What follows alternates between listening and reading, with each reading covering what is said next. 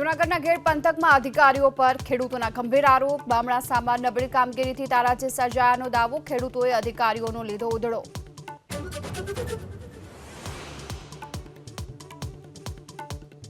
વરસાદના કારણે રાજ્યમાં હજુ પણ 103 રસ્તાઓ પર વાહન વ્યવહાર બંધ. સૌથી વધુ જૂનાગઢ જિલ્લામાં 44 રસ્તાઓ બંધ. 3 સ્ટેટ હાઈવે પર ખોરવાયો વાહન વ્યવહાર.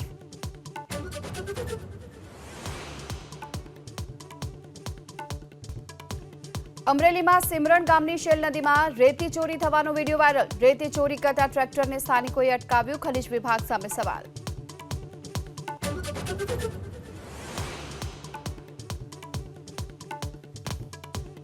ઉત્તર પ્રદેશના હાથરસમાં સત્સંગમાં ભાગદોડને લઈ મૃત્યુઆંકમાં વધારો.